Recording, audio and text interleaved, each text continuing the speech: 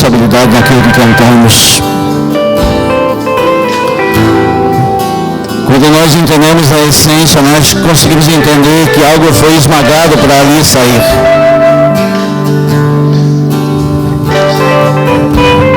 Pelas tuas pisaduras nós somos sarados, Senhor. O Senhor foi moído, esmagado, para que o castigo que nos traz a paz estava sobre Ele. Então a essência do céu foi esmagada para que nós pudéssemos, quem sabe nessa noite, cantar a Ele e dizer essa verdade. Mas se você não tem voltado para esse lugar, então medite naquilo que você está cantando. Se isso é uma oração que você tem feito ao Senhor, então isso se torna verdade. Porque a essência é quando nós entendemos que o melhor do melhor do melhor foi tirado para que nós pudéssemos oferecer ao Senhor. A adoração veio do Senhor e nós devolvemos para Ele. A adoração é muito mais que uma música. A adoração é tudo que nós fazemos para agradar o Senhor. E quando nós agradamos Ele, então Ele se agrada de nós. E nós entendemos que muitas coisas que nós fazemos que agradam o Senhor é um ato de adoração.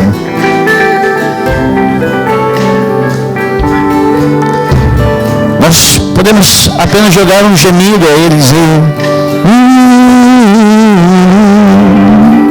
nós estamos adorando a Ele.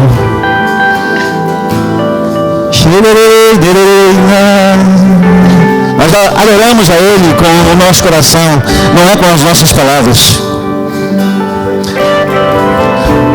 Porque o Senhor foi trazido sobre nós, sobre o nosso meio,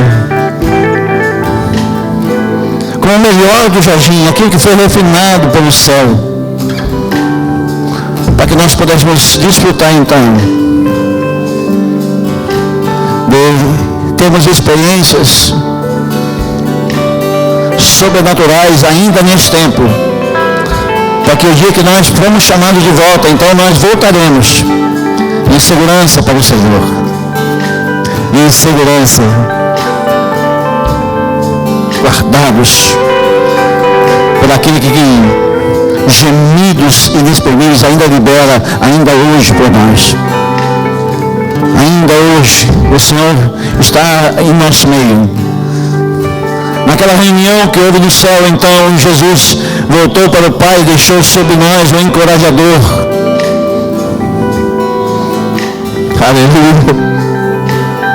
É um dos nomes de Yeshua. Nós podemos chamar e Ele vem. Aleluia. Nós ficamos felizes demais quando a essência é liberada, porque é o bom perfume de Cristo. Aleluia. Se você crê nisso, aplauda Ele e diga: Tu és o bom perfume, Senhor.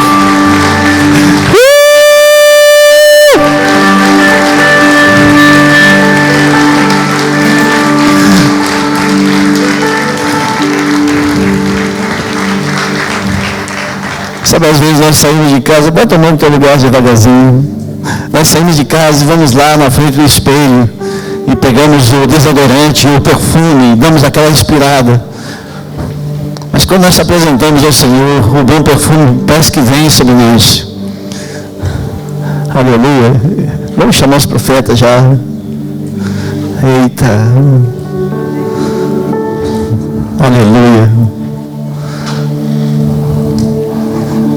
Os fortes, os corajosos, os valentes, as profetisas. Aleluia. Quem gostaria de orar hoje por você? Pronto. E agora? Então você ora você hoje. Você é menor, domingo que vem, beleza? Fechado. Pode orar. Senhor Jesus, abençoa o vô da Alexia que está no hospital.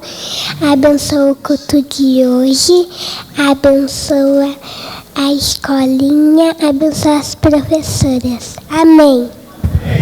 Amém. Você pode aplaudir eles. Amém. Senhor, nós declaramos que eles serão melhores que nós, Senhor. Daqui serão profetas, evangelistas, ministros do Senhor. Nenhum deles se perderá, Senhor. Muitos serão alcançados por causa deles, pelo aquilo que eles têm aprendido do Senhor. Aleluia. Nós temos alguns irmãos que hoje estão nos visitando. Eu não gosto muito desse termo visitante. Eu gosto de dizer assim, que foram inseridos nesse lugar pelo Senhor. Amém? Então nós temos aqui o Rodrigo. E só onde estão vocês? Ali, glória a Deus, Rodrigo. E aí são as filhas, acho que a Júlia, a Ana Clara, é isso? Glória a Deus. A Elise e a Tainá, onde estão? Deve ser da escola lá em cima, né? Amém. Mas alguém está aqui pela primeira vez que não está aqui? Ah, você? Como é seu nome, querido? Júlia. Juliana. Nós sempre acontece isso aqui. Porque alguém não coloca o nome, mas Deus colocou o nome. Tem mais um? Quem é você? Tati? É isso? Olha, tem duas hoje. Sabe que Deus faz isso, né? Não coloca num livro branco como este, mas coloca daquele livro lindão que ele tem lá. Existe um livro lindão que ele coloca lá o nosso nome. Ele sabia que vocês estariam aqui. Amém? Que vocês passariam despercebidos pela porta, mas pelo Senhor não. E a vocês aí, o casal, nós queremos receber vocês em amor. Sejam bem-vindos a esse lugar. Amém.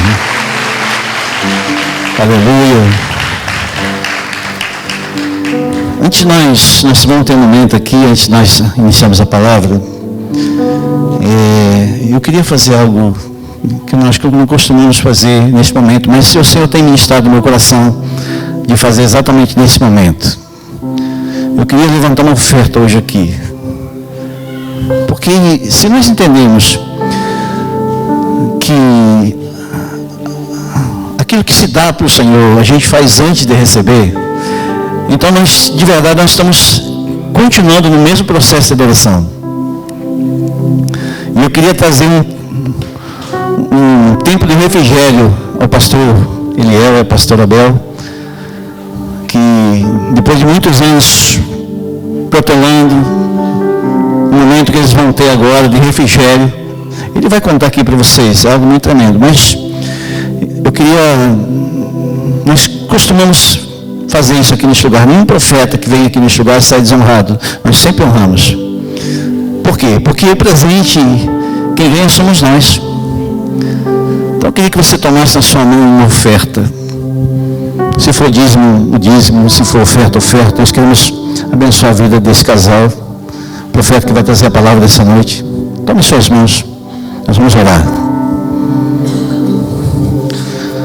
Senhor, nós cremos que a palavra do Senhor é aquela que se cumpre.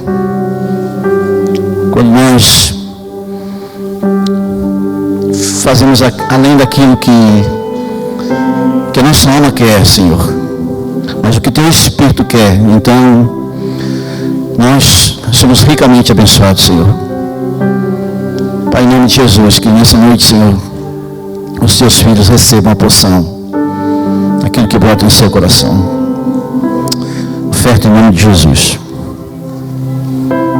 Amém. Faça isso com liberdade. Segunda porção que Deus tem te dado. Nada mais, nada menos. Se você tem recebido bronze de bronze, se você tem recebido ouro de ouro, se você tem recebido prata de prata. E certamente nós somos abençoados por isso. Nós sabemos que somos abençoados. Se você já fez o gasofilar, se você também está sendo abençoado da mesma maneira. Amém? Glória a Deus. Alguém recolhe aqui. Pai, abençoa, Deus, o fruto das mãos dos teus filhos. Amém. Que os teus filhos prosperem na terra, Senhor. Que eles tenham muito para dar, Senhor. Muito para dar, Senhor. Levanta, Deus. Abre portas, Deus, daquele que precisa, Senhor. Pai, em nome nome de Jesus, Deus. Cura a tua igreja, Senhor, nas finanças, Deus Pai, em nome de Jesus, Deus. A nossa cidade é uma cidade generosa, Senhor, nós declaramos isso, Pai. Generosa, Pai. Obrigado, Senhor. Aleluia. Amém, Sérgio. Obrigado, querido. Nossa cidade sempre foi muito generosa, muito interessante. Os profetas que vêm aqui sempre saem daqui honrados, porque a nossa cidade é generosa. Eu queria chamar então a Aurora, que é a nossa é a oferta do pai ao casal que está tomando emprestado do Senhor para cuidar. Queria que vocês subissem aqui então. Ariel, Marlon, os padrinhos também, se vocês já têm, né? Claro que tem, sim. Queria chamar o pastor Mauro, o pastor Luciano, que estão por aí também, e a Elizabeth também, para nós estarmos apresentando ao Senhor. Nós louvamos ao Senhor por causa dos pequeninos, porque a ideia de Deus é que nós sejamos como eles. Como poderemos um dia crer que um inocente como esse, se um dia o Senhor chamasse de volta, teria pecado? Não, nunca. Vocês querem passar por lá de cá? Amém. Porque a presença do Senhor faz com que a vida seja gerada. A vida é gerada por causa do Senhor. Eles dois namoraram, mas quem criou e gerou a Aurora foi o Senhor. A palavra diz que antes da fundação do mundo, o Senhor já elegeu nele. Significa que os pais têm a participação menor nesse negócio. A participação maior é do Senhor. Há tantos filhos sendo gerados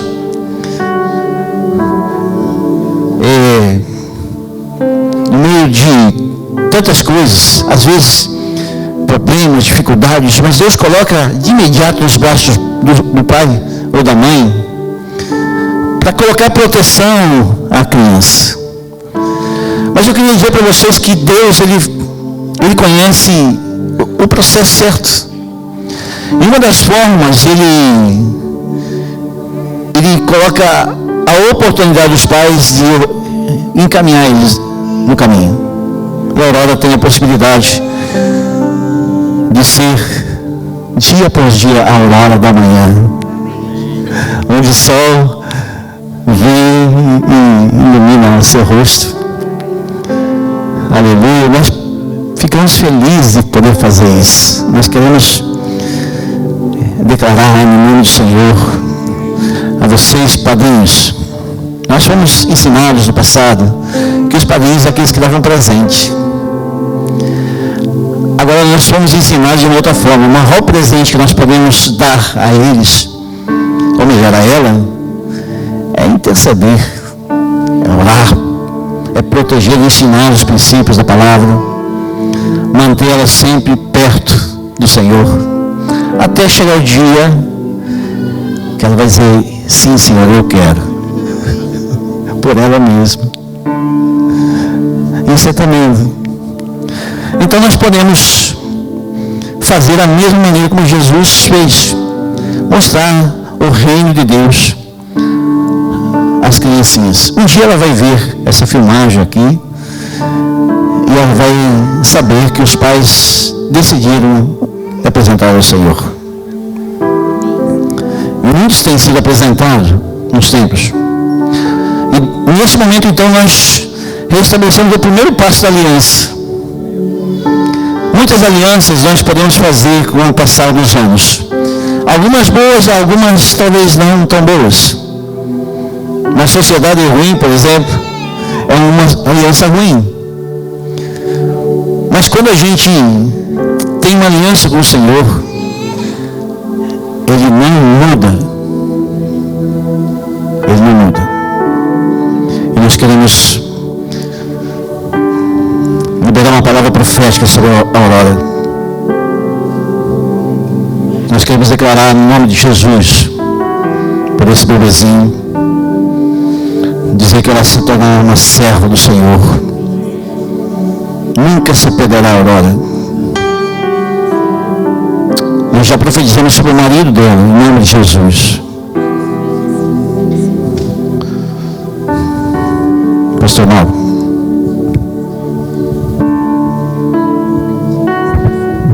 Glória a Deus. Vamos celebrar esse momento como igreja. Você podia se colocar de pé e ajudar a orar por ela? Amém? Vamos cobrir ela de oração, abençoar a vida dela. Você quer orar? Segura o microfone. Pode orar. Aleluia. Sim, Jesus, nós concordamos como igreja, Senhor, e abençoamos a vida da Aurora, Jesus, nesse momento, Deus. Sabemos que todas as coisas que o Senhor faz é perfeito. Esse momento, Senhor, que ela está se levantando no lugar mais alto, Deus, essa é a nossa oração, Senhor.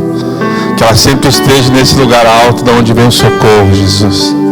Que ela possa estar guardada nesse ambiente de proteção do seu amor, Jesus. Senhor, não deixa que ela viva na superfície do terreno, Senhor, mas sempre nos lugares altos, onde ela possa ter revelação daquilo que o Senhor quer estabelecer, Senhor, na vida dela e na geração dela, Pai. Nós abençoamos e cobrimos e protegemos ela como igreja. Que o Teu Espírito Santo esteja, Senhor, incendiando o coração dela todos os dias da sua vida, Senhor. Levando, Deus, a um lugar onde ela possa compreender, Senhor, a sua existência nesses dias, Pai. E que ela mude a história para onde ela passar. Nós abençoamos ela para isso, Deus. Profetizamos para isso, em nome de Jesus, Senhor. Aleluia.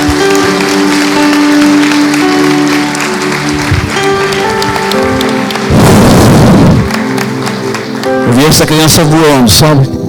A você, pai, tu tem responsabilidade, você é sacerdote, de guardar e ensinar os princípios. Não é ela, é você, meu irmão. Ensine ela. Ensine ela. Ensine. Amém. Vocês, padrinhos, motivem a ele a ensinar a ela. Amém. Louvado seja o nome do Senhor por isso.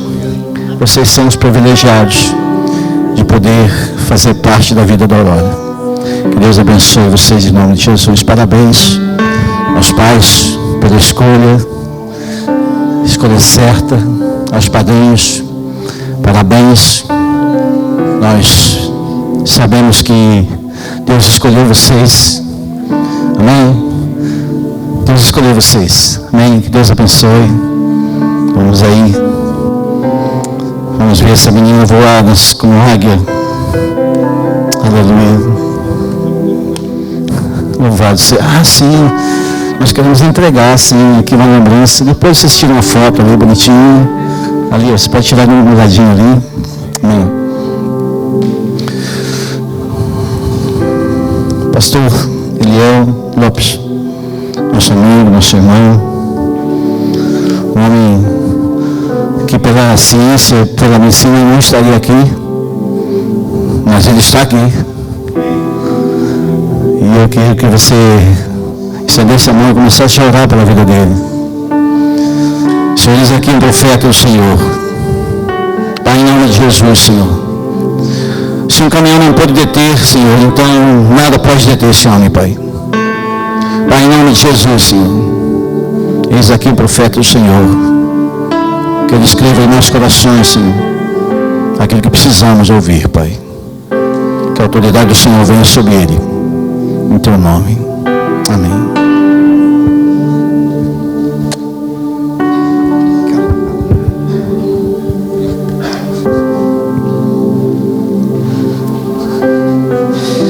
Boa noite. Boa noite. Vocês estão aí?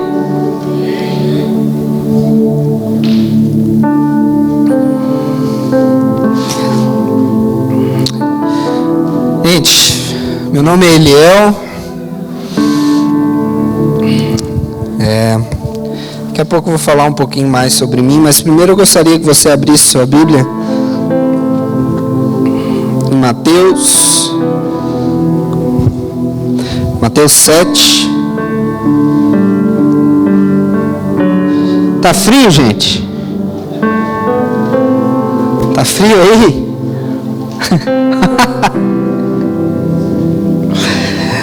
Olha, pode ser culpa minha. Pode ser.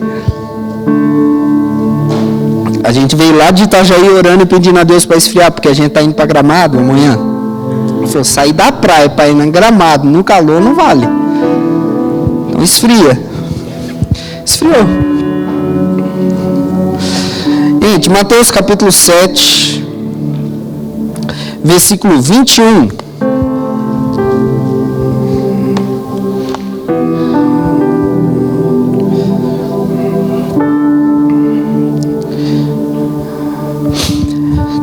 Diz assim: nem todo o que me diz Senhor, Senhor, entrará no reino dos céus, mas aquele que faz a vontade de meu Pai. Repita comigo: vontade de meu Pai. Mais forte: vontade de meu Pai, que está nos céus. Muitos me dirão naquele dia: Senhor, Senhor, não profetizamos nós em teu nome? Repita comigo: em teu nome. E em teu nome não expulsamos demônios, e em teu nome não fizemos muitas maravilhas? E então lhes direi abertamente: nunca vos conheci, apartai-vos de mim, vós que praticais a iniquidade. Parece duro esse texto, irmãos, e de fato é. E segundo o que nós acabamos de ler, vai acontecer. Eu espero que com nenhum de nós que aqui estamos. Eu quero falar um pouquinho hoje sobre a vontade do Pai. Aqui Jesus fala o seguinte: olha, nem todos que usam a autoridade que Ele deu. Bom, vamos lá, só para entender um pouquinho. Quando a Bíblia diz em meu nome, ou em nome de Jesus, ou no nome de Jesus, não é uma frase religiosa, como se tornou ao longo dos anos. Eu vi uma procuração lá em cima da mesa dos pastores hoje, quando a gente estava saindo, e é exatamente o exemplo que eu gosto de dar. Por quê? Esse em teu nome que nós lemos aqui e repetimos é com a autoridade de. Então, quando o meu irmão, por exemplo, hoje ele mora na Europa. Um dos meus irmãos mora na Europa. E ele precisou fazer uma procuração porque ele é brasileiro, morou a maior parte da vida dele aqui no Brasil. Então ele tem muitas coisas no nome dele no Brasil. E ele precisou fazer uma procuração para que outra pessoa respondesse por ele aqui no Brasil. Estão entendendo? Ou seja, se eu for hoje mediante a justiça, eu não, porque a procuração não está no meu nome. Mas eu tenho uma. Mas se eu for hoje no estabelecimento ao qual foi direcionada a procuração, eu respondo pelo meu irmão. Eu tenho autoridade de me passar por ele, de fazer tudo com o nome dele, com a autoridade dele, tudo que eu quiser. Certo? Então esse em teu nome, fique sempre com essa ideia. Jesus veio à terra para poder nos dar novamente a autoridade. Nós, como igreja, dá autoridade sobre toda a terra. Assim como foi lá no Éden, quando Deus criou e mandou governar sobre tudo, lembra? Lembra? Então, hein, gente? Não era para governar sobre tudo? Só que a gente perdeu isso ao longo do tempo e passou a ser dominado por causa da maldade que em nós há. Então Jesus vem à terra, cria um novo e vivo caminho, rompe o véu do templo e fala: agora vocês têm a minha autoridade, eu que venci a morte, que venci o pecado. Eu dou essa autoridade a vocês para que vocês possam fazer. Então, por isso que a Bíblia fala: não usa o nome em vão. Lembrou? Não usa a autoridade que foi dada em vão. Essa autoridade, ela tem um fim específico. Então, quando diz aqui no texto, nem todo que me diz Senhor, Senhor entrará no reino dos céus, Jesus está falando justamente das pessoas que utilizam essa procuração, essa autoridade de maneira errada. Ele diz aqui, muitos me dirão, no reino dos céus, mas aquele que faz a vontade do meu Pai. Porque essa autoridade, ela vem para nós, para que nós possamos cumprir a vontade do Pai, e não a nossa. Então essa autoridade não veio para mim e para você fazer o que dá na telha, o que você bem entender. Não, essa autoridade veio para que nós possamos cumprir em terra a vontade do Pai que está nos céus. Seja feita a sua vontade, assim na terra como nos céus. Estão entendendo? E muitos me dirão naquele dia, daí ele vai citar o exemplo: Senhor, Senhor, não profetizamos nós em teu nome? Ou seja, nós não profetizamos com a autoridade que o Senhor deu? Com a autoridade que o Senhor deu, nós não expulsamos demônios? E com a autoridade que o Senhor deu, nós não fizemos muitas maravilhas? E aí ele diz: então lhes direi abertamente, nunca vos conheci, apartai-vos de mim, vós que praticais a iniquidade. Como isso pode ser iniquidade se era mandamento? Era o mandamento de Jesus para os seus discípulos. Lá em Marcos 16 fala isso. 16. Ide por todo mundo, pregar o evangelho a toda criatura, enfim, aquele texto que você conhece. Expulsar demônios, curar os enfermos, limpar leprosos, ressuscitar os mortos. Como que isso pode ser iniquidade? Como que isso pode ser injustiça? Como que isso pode ser mal? Aí a gente chega onde eu quero. O porquê isso é mal?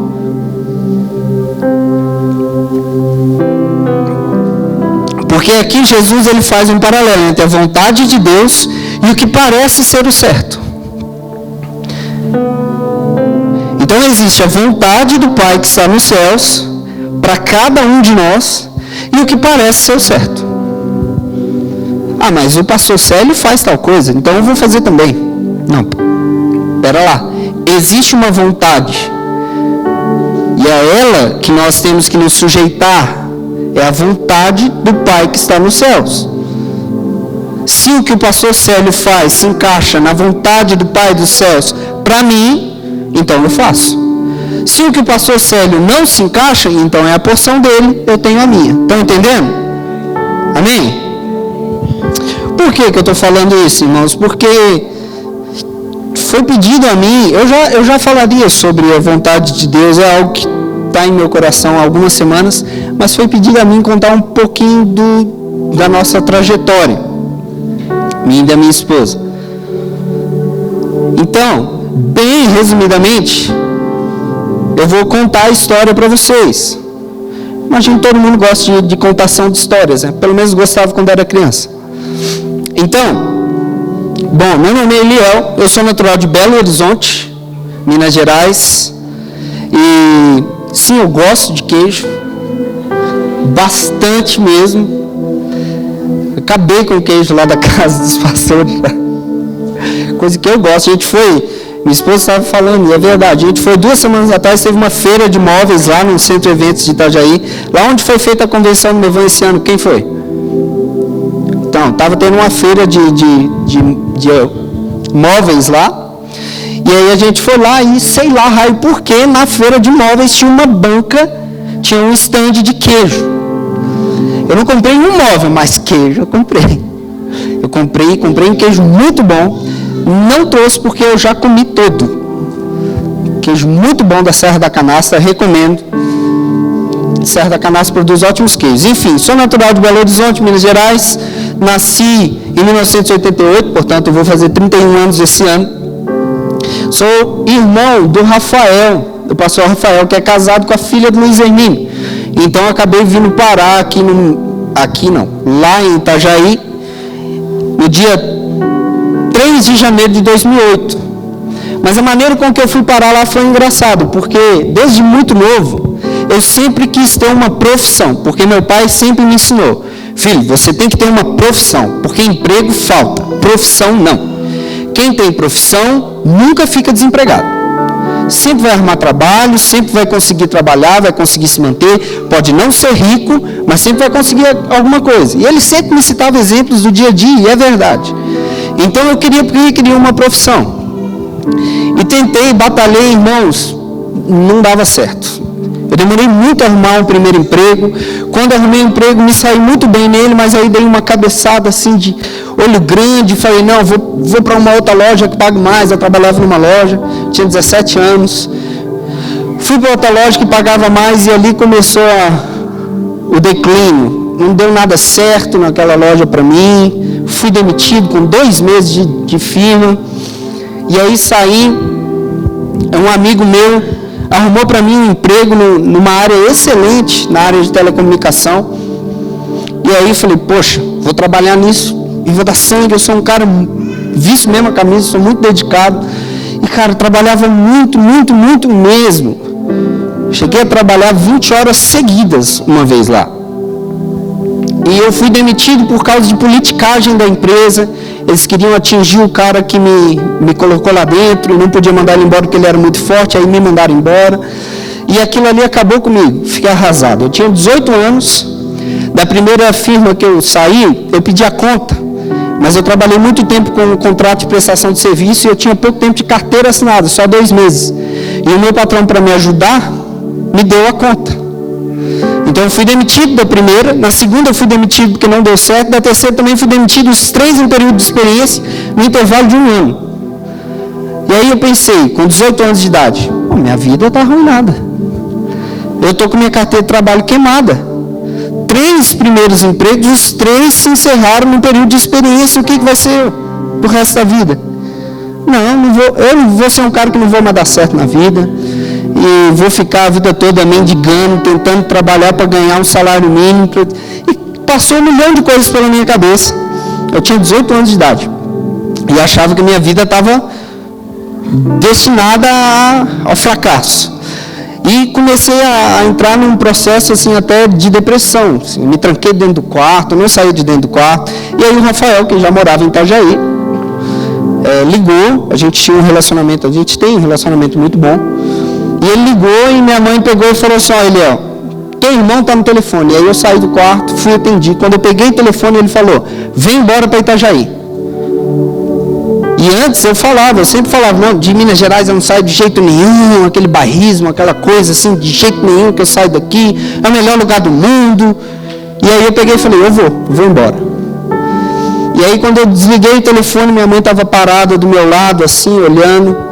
O que foi, filho? Eu falei, mãe, eu vou embora para Itajaí. Não quero mais saber de Belo Horizonte. A cidade morreu para mim. Eu vou embora. E minha mãe dizia assim, meu filho, não fala assim, eu vou embora. Fala assim, se for da vontade de Deus. Eu falei, não quero nem saber da vontade de Deus. Eu vou embora e pronto. Se ele não quiser, ele me mata no caminho. Determinado. E aí fui para Itajaí. Eu fico olhando assim, pensando, poxa, Deus devia estar lá em cima dando risada. Olhando assim, ele me empurrando, sabe? Me empurrando para sair de Minas Gerais. E eu achando que eu que era o rebelde. Arrebentando. Eu fui parar em Itajaí. Eu cheguei em Itajaí no dia 3 de janeiro de 2008. Enfim, passaram-se algum tempo. Aí conheci a minha esposa. E no dia que eu vi ela, pela primeira vez, eu olhei e falei assim, essa mulher vai ser minha mulher. Essa guria vai ser minha mulher. Tem tudo que eu preciso. Tudo que eu quero, com exceção de ela não era cristã. Eu falei, não, vou. Aí 1 ano orando, irmãos, para ela se converter. Aí a história é enrolada, não vou me prender nisso. Aí se converteu, foi para a igreja. Vai que não vai, deu certo. A gente começou a namorar muito rapidamente, marcamos a data de casamento para dia 27 de agosto de 2011. E aí, beleza, tudo certo, trabalhando, Deus abençoando, e a gente conseguindo fazer as coisas. Eu morando lá em Itajaí, uma cidade muito plana. Eu falei, eu preciso comprar uma moto, porque a gente comprou uma casa que era distante da igreja. E transporte coletivo lá, não sei como é aqui, mas lá é terrível, muito ruim. Eu era acostumado em Belo Horizonte, que é muito bom, mas lá era muito ruim. E aí eu peguei e falei, vamos comprar. Comprei uma motinha, uma bis. E aí casei no dia 27 de agosto. Aí a história de Gramado é a seguinte: a gente ganhou a lua de mel em Gramado. Só que a gente não ganhou móveis para casa. E aí o rapaz que deu a lua de mel é meu amigo. E ele falou assim, Léo, cara, se você quiser, em vez de eu dar a lua de mel, eu te dou móveis para casa e depois você faz uma segunda lua de mel. Me pareceu boa a proposta. Não façam isso. Vocês já vão entender por quê. Mas me pareceu boa a proposta. Eu falei, tudo bem, então pode ser.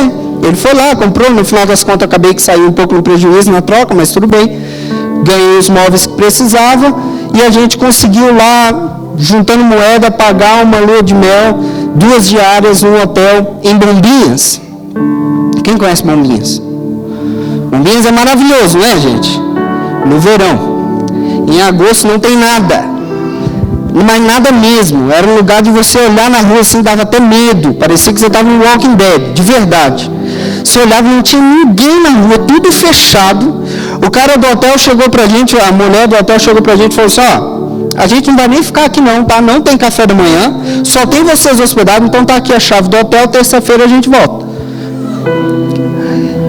Chovendo, e a gente lá não tinha nada. E a gente achou uma merceariazinha, eu achei uma merceariazinha no apartamento que a gente estava do hotel, tinha um micro-ondas, eu fui lá, comprei pizza de caixinha, e umas coisinhas pra gente comer lá, porque também não tinha dinheiro para sair, então enfim. Ficamos. Na terça-feira, meu irmão foi lá me buscar. Lua de mel é sempre lindo, irmãos, então foi maravilhoso, tá tudo certo, não tem problema.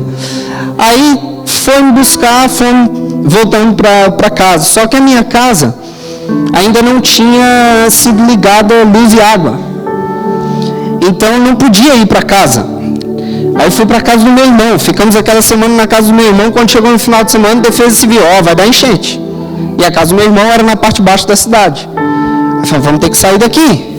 Aí fui lá para casa de um casal de amigos, o Charles e da Bruna. A Bruna também, filho do pastor Luiz Hermínio. Fomos para o apartamento deles. Deu enchente. De fato, foi água lá na casa que meu irmão morava. Ficamos mais alguns dias aí, a gente encabreirou e falou, quer saber, vamos para casa. Vamos passar no mercado, compramos vela, mesmo que não tenha luz, vamos para casa. E vamos chegar lá em casa e vamos ligar a vela e tudo certo. Quando a gente chegou lá, acabou que a luz já estava ligada, graças a Deus, mas ainda não tinha água. Então a gente tomava banho, usava o banheiro na casa do vizinho. Por alguns dias. Isso era segunda-feira. Quando foi na quinta-feira, aí ligaram a água, aí eu comecei a ajeitar algumas coisinhas em casa. Foram lá, montaram os móveis, enfim. Aí eu peguei, aí chegou no sábado, estava tendo congresso de louvor e adoração no Mevan, com o Livres para Adorar, o Juliano Som, em 2011. Aí pensamos, vamos passar no supermercado, na loja lá, e comprar aquelas coisinhas que eles penduram em casa, que você coloca em casa, negocinho para pendurar toalha, negocinho para pendurar pano de prato, enfim, essas coisinhas assim. E eu trabalhava com construção, fazendo esquadrilha de alumínio e vidro temperado. Então, passamos na casa da minha cunhada, almoçamos lá no sábado. E aí a gente não tinha ganho TV, a minha cunhada ia me emprestar uma TV de 14 polegadas e a gente ia levar. Só que aí meu cunhado, na moto, né? Aí meu cunhado virou e falou assim, deixa que eu levo a Bel e você vai de moto. Eu falei, beleza. Aí ela passou em outro lugar para pegar, na casa do meu sogro, para pegar um botijão de gás, e eu fui lá para a firma para poder pegar furadeira e as coisas, enfim, e ir para casa. Exatas 3 semanas de casado, certo? Uma semana sem casa, uma semana com enchente sem casa e uma semana com casa sem água e luz. E aí, no sábado, nesse momento, quando eu peguei a ferramenta, estava indo para casa, sofri um acidente de moto. Muito grave mesmo. O cara da carreta cortou na minha frente, eu caí debaixo da carreta e a carreta passou por cima. Me arrebentou todo, me quebrou inteiro, achei que ia morrer. Na hora que eu estava no chão mesmo, porque eu não pensei que o ser humano fosse capaz de sentir tanta dor quanto eu senti, de verdade, nunca imaginei. Então eu tinha certeza que eu ia morrer. Na hora que eu caí no chão ali no asfalto, eu tentei levantar, que eu não consegui, era muita dor, eu berrava dentro do capacete, aí o pessoal já parou e tal, já ligou para o Corpo de Bombeiros, graças a Deus, era perto de uma base do Bombeiros, rapidinho eles chegaram, deu 5 minutos eles chegaram, e me botaram na ambulância, e eu lembro que quando me botaram na ambulância, eu comecei a orar, Deus, me ajuda, me ajuda, me ajuda, Deus, me ajuda, me ajuda, Deus. E eu só ficava assim, só clamando. Aí a socorrista falou assim, agora chama por Deus, né? Na hora de andar 200 por hora na rua, eu falei, cala a boca, eu estava 20 por hora. E estava mesmo, estava 20 por hora. Eu estava fazendo a rótula e a carreta veio. E aí fomos embora. A ambulância nem pôde ir muito rápido, porque eu sentia muita dor nas costas. Então, toda hora que a ambulância passava uma ondulação, eu naquela maca rígida. Quem já teve esse desprazer de ficar numa maca rígida? Já teve? Já teve? Então, você sabe como é ruim aquele colchão de madeira lá. Pois é, e aí foi levado. Quando eu cheguei no hospital, fui para o pronto atendimento. Enfim, o caso era muito grave, foram descobrir, eu rasguei a perna aqui toda, quase, sabe, boneca que você arranca a perna assim, fora?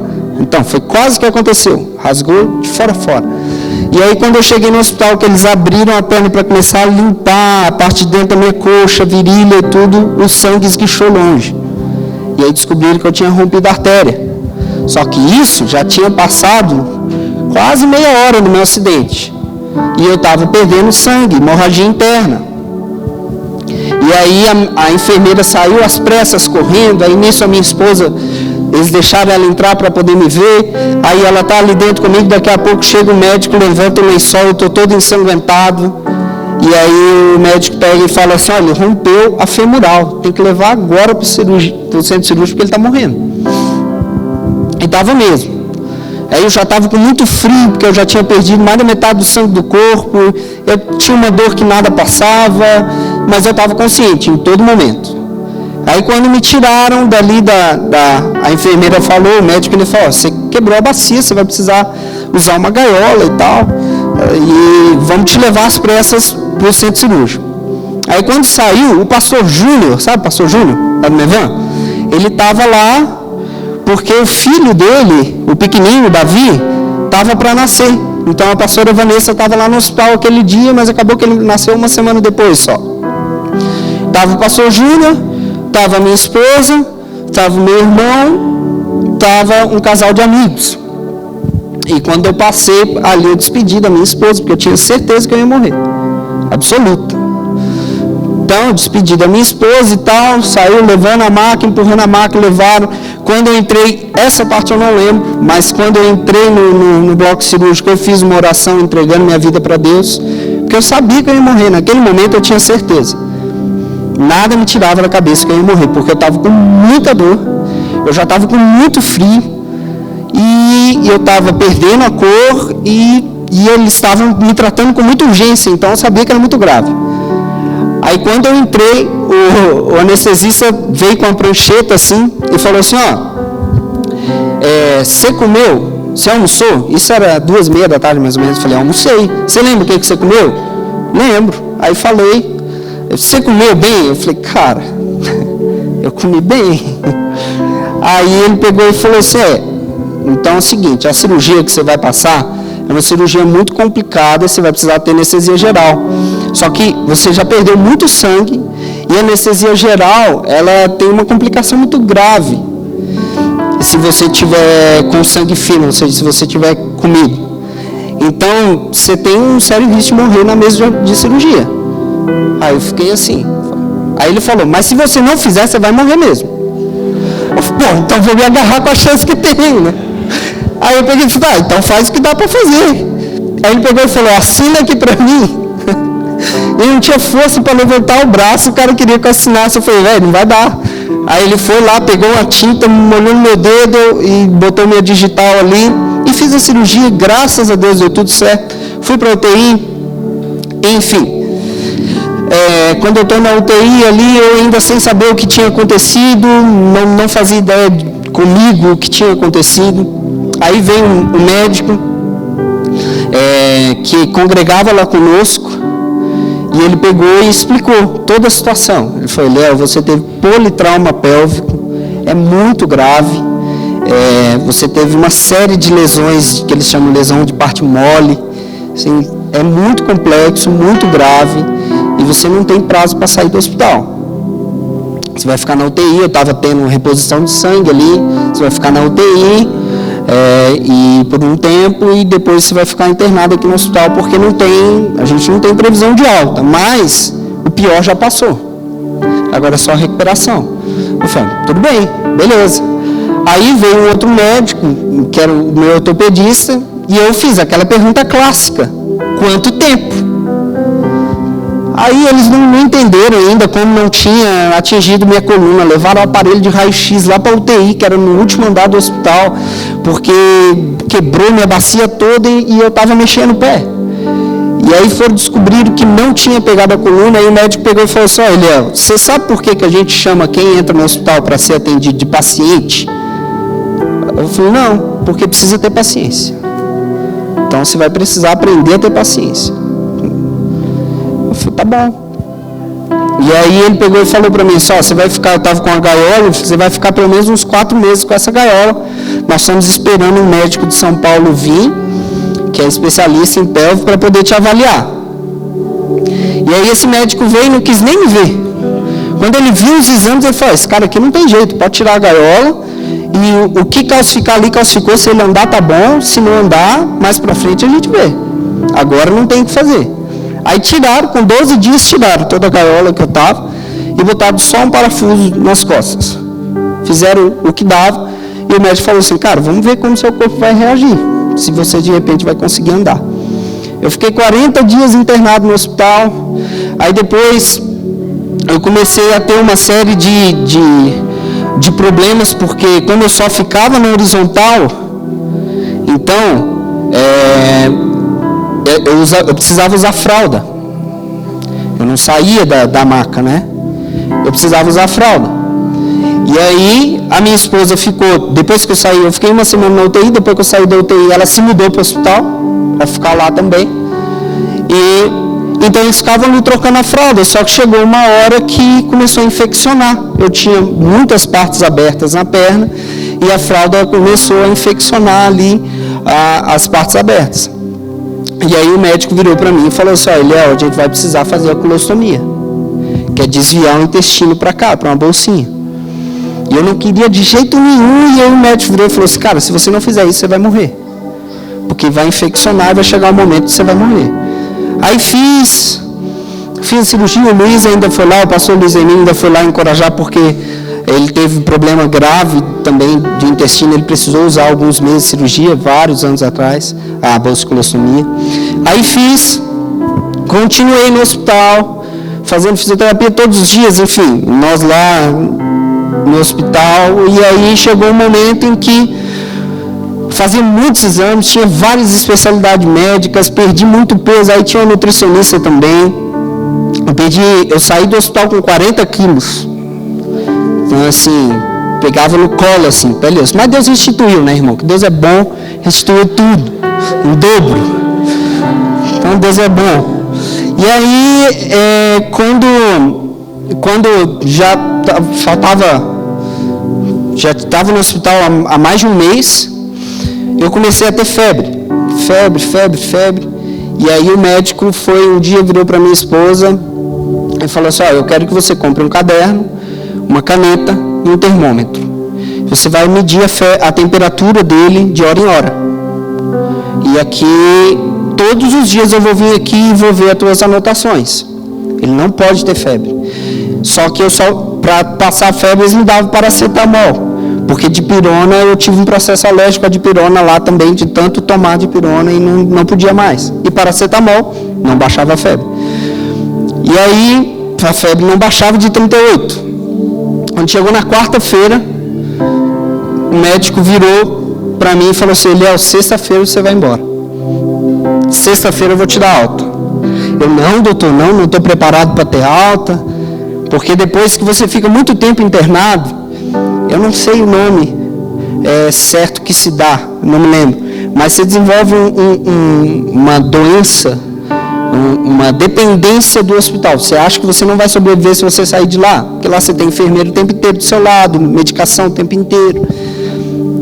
E aí eu não queria ganhar alta. E ele falou, não, você vai embora. Chegou na quinta-feira, ele entrou, foi lá, viu a anotação e falou, bateu na minha perna e falou assim, amanhã você vai ter alta.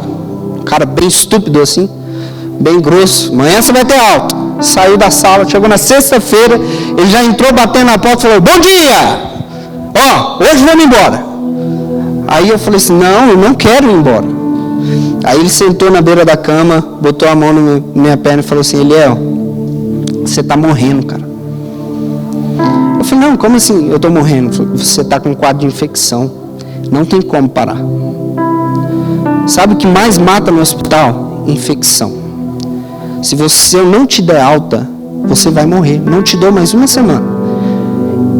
Você quer deixar a sua esposa viúva em uma semana? Fica aqui. Vai dar mais alguns dias, eu vou ter que te passar por isolamento e depois mais alguns dias você vai morrer. Não tem como parar. Só tem um jeito de te salvar, te dar alta. Só que é o seguinte, eu não posso dar alta para paciente com febre. Então você vai calar sua boca e vai sair daqui dando um sorriso bem largo e não deixa ninguém botar a mão em você. Porque se eles descobrirem que você tá com febre e eu assinei tua alta, eu perco minha CRM. E aí eu vi que era grave e tive alta, fui embora para casa e realmente cheguei em casa, a febre passou e não tive mais problema. Fiquei ainda 4 meses sem andar, mas o prazo era 1 ano. E eu em 4 meses consegui ficar de pé de novo. Fiquei muito tempo em cima da cama, não conseguia vestir roupa, e é legal. Vou te dizer que Adão e Eva eram felizes e não sabia, porque negócio desconfortável essas coisas que a gente usa, irmão. Eu ficava só do jeito que Deus mandou, debaixo dos lençóis, assim, é bom, é confortável esse negócio. Pena que não dá certo, não dá mais certo, mas enfim. E depois de vários meses que eu consegui sentar, aí me colocaram numa cadeira de roda, eu sentia muita dor na cadeira de roda, muita dor de ficar sentado. Eu falei, não vai dar certo. Saí poucas vezes, fui na igreja só uma vez de cadeira de roda, ainda toquei no louvor ainda de cadeira de roda. Eu falei assim, não nasci para ser Herbert Viana, cara, não tenho esse dom, não consigo fazer, sentia muita dor. E aí parei, fiquei mais um tempo, fisioterapia todos os dias em casa, até que eu consegui voltar a andar e sair de casa e ficar de pé e tal, fazendo fortalecimento, igual frango de granja, né, para engorda também, para poder ganhar peso, ganhar massa, enfim. E aí, isso, irmãos, foi uma comoção muito grande. Por quê? Porque a gente tinha 3 semanas de casado. E eu sempre era muito envolvido na igreja. E aí, tinha muita gente orando por mim, Brasil afora e mundo afora, porque eu tenho parentes espalhados pelo mundo inteiro. Tenho parentes na Europa, tenho parentes em Israel, tenho parentes na Oceania, tenho parentes na América do Norte. E o Luiz sempre falava nos cultos. Foi o primeiro ano que começou a ser transmitido os cultos do Mevan, lá em 2011. E aí, eu ministrei no primeiro culto transmitido do Mevan. E aí, assim, a comoção era muito grande. Aquilo, as pessoas fazendo voto, pedindo a Deus para que eu recebesse minha cura total, por completo. E essa cura não vinha. Não vinha. E eu não entendia, irmãos. Todos os dias eu ia para o médico. Todos os dias eu entrava no ônibus, 5h30 da manhã, praticamente todos os dias. Lá da minha casa, ia lá para o centro da cidade. Como o transporte coletivo era muito ruim, eu chegava muito antes da hora que precisava, mas o ônibus seguinte chegava muito atrasado. Então, eu sentava lá no banquinho lá da Praça da Matriz, lá, e ficava olhando o dia raiar. Eu chegava lá às 6 horas da manhã. E ficava olhando o dia raiar. E um dia eu orei e falei, Deus, por quê? Por que você não me cura? Não porque do acidente, porque quando eu estava na UTI, em meio a toda aquela situação, quando as primeiras pessoas a me visitarem, na verdade a maioria das vezes quem estava sempre comigo era minha esposa, E aí eu trocava o segundo elemento, né? Quando eu estava na UTI. E aí, uma das vezes que o meu irmão foi, eu perguntei para ele, por que comigo? Por que agora? E ele falou, Eliel, nunca pergunte o porquê. Pergunte o pra quê. Então eu parei de perguntar o porquê do meu acidente. Mas naquele momento eu perguntei o porquê que Deus não me curava por completo. O que eu estava fazendo de errado? Será que era falta de fé minha? O que estava acontecendo? E aí Deus me falou assim, Eliel, eu tenho um propósito. Se eu te curar por completo, meu propósito não vai se cumprir. E aí Deus começou a me fazer lembrar de uma série de coisas. Por que eu li o texto da vontade de Deus? Irmãos, eu sou criado em berço cristão, de 4ª geração. 2 semanas atrás eu estava lá no Espírito Santo, na casa de um tio meu, que é pastor, batista, e ele estava contando para mim as histórias de algumas igrejas que o meu avô abriu dezenas de igrejas batistas. Igrejas que hoje são grandes, que tem placa com o nome dele na entrada, meu avô. Aladim Pereira Lopes. Aladim. Foi ele que escolheu o nome dele. Quando ele tinha 12 anos, ele tinha um nome que ninguém sabe qual que era. Aí chegaram, ele não gostava do nome e falaram assim, sabia que você pode mudar de nome? Ele foi lá, na época mudava na igreja católica. Eu falei assim, eu quero mudar de nome. Que nome você quer? Não pensei nisso. Aí o cara falou assim, que personagem de desenho que você gosta? Eu gosto de Aladim. Então tá bom, Aladim. Pronto. E aí ficou Aladim. E essa é a história que a gente ouve, né? Sabe-se lá se é verdade ou não, mas é a história que eu sempre ouvi desde criança. Então, assim, eu sou criado em berço cristão. Sim, tem fotos minhas lá em casa, com 4 anos de idade, eu estava com o microfone com a espuma vermelha tampando metade da minha cara cantando. Na hora do culto.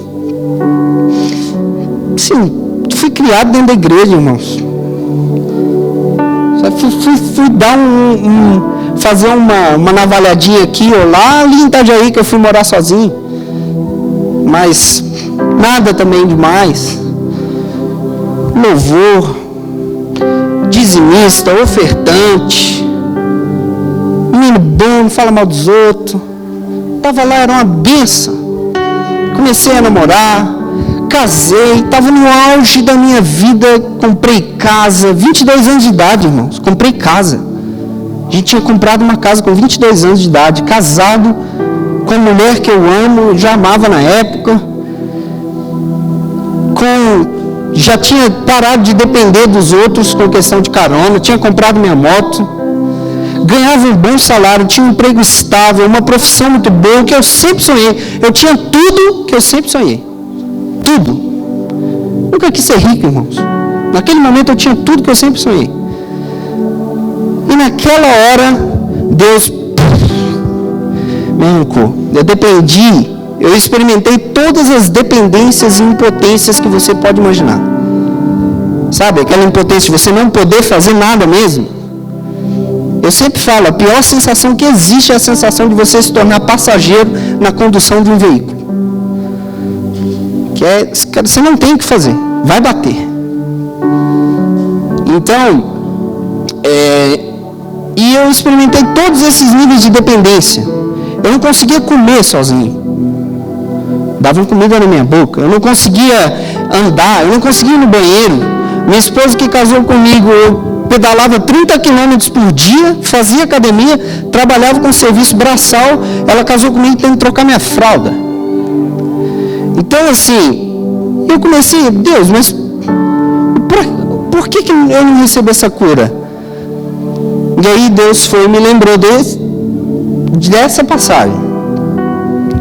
Você não estava preocupado com a minha vontade. Então o que acontece? Eu fazia tudo que era aparentemente bom. Eu estava na igreja, eu era dizimista, eu era ofertante, eu era ativo no ministério. Estava lá, tudo bonitinho, tudo certinho.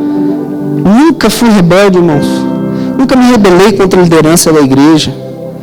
Eu sempre fui muito franco, então quando eu discordava eu falava mesmo. Eu sou assim até hoje. O pastor Cristiano, que é o meu pastor, sofre com isso. Eu sempre falo, não gostei disso aí não. E assim, mas sempre peguei junto, sempre vestia camisa, sempre estava lá. E aí, Deus falou assim, você nunca se preocupou com a minha vontade. Eu tinha todos os planos, tudo desenhado certinho, mas eu não tinha aquele negócio de ajoelhar, orar a Deus. Será que é isso mesmo? Qual que é a vontade que você tem? É para eu comprar? É para eu vender? É para eu ir? É para eu ficar? Sabe, aquele pensamento que eu tive lá quando eu saí de Belo Horizonte, era o que me regia. Eu vou fazer, se Deus não quiser, Ele que pare. Chegou uma hora que Ele parou. Teve um momento que Ele parou. Então Deus mostrou naquela hora e Ele falou assim, olha, se você receber a cura por completo, você vai se esquecer e vai cair de novo. Aí eu entendi. Jacó lutou com o anjo e ficou com a marca. Aí, aquele dia eu caí na real, eu falei assim, eu nunca vou ficar 100%.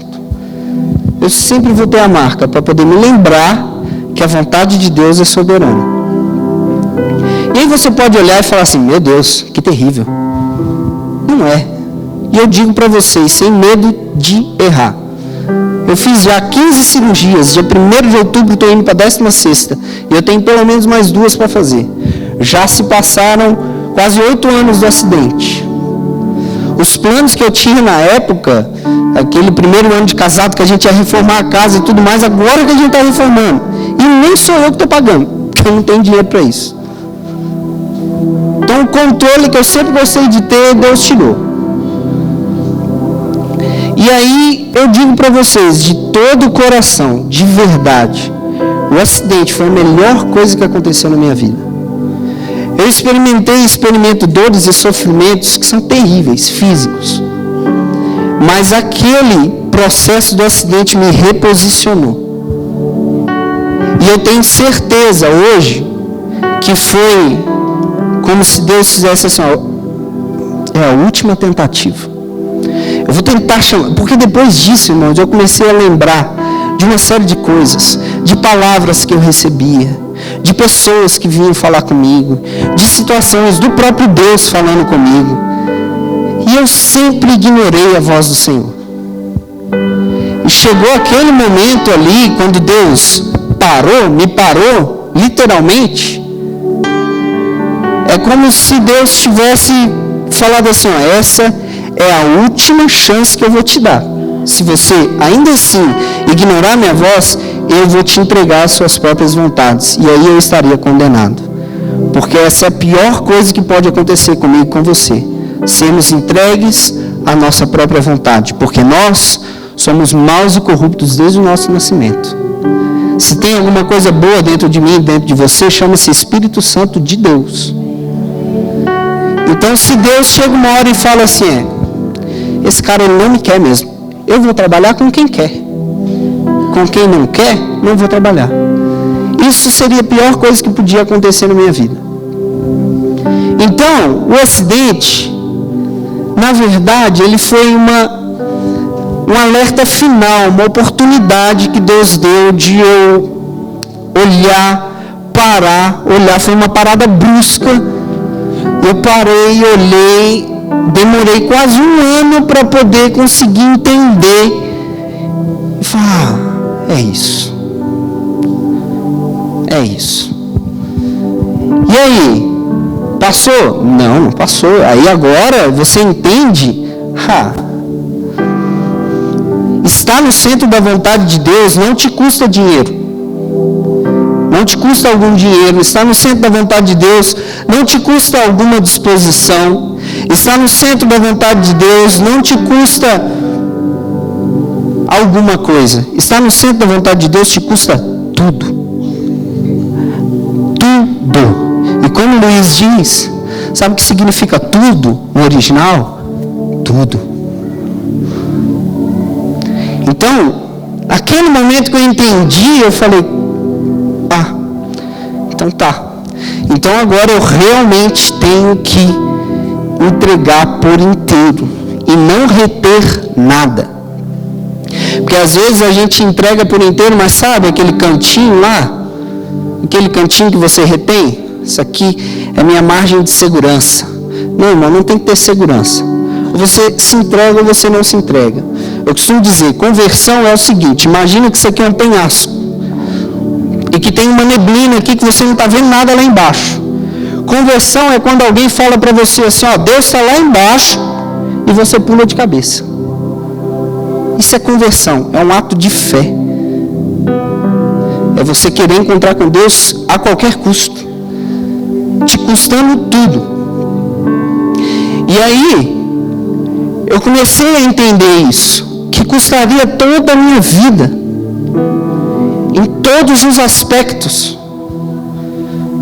O aspecto financeiro, o aspecto emocional, o aspecto familiar, o aspecto todos, profissional, tudo custaria a minha vida por inteiro viver para Deus. E o que Deus queria que eu fizesse? Aí eu fui correr atrás para poder entender o que Deus queria que eu fizesse. Irmãos, olha, eu sou veementemente tentado a sair do que Deus quer que eu faça rotineiramente. Muito. Sou muito tentado mesmo. E eu sempre falo, eu era desviado. Mas não era do louvor, não era dizimista, ofertante, não ia todo culto. Irmão, não sabia o que era ficar um domingo em casa. Religioso. Não faltava. Como pode ser desviado? Quando eu estava fazendo autoescola, porque daí, acredite se quiser, eu fiz a minha carteira de motorista com o dinheiro do DPVAT.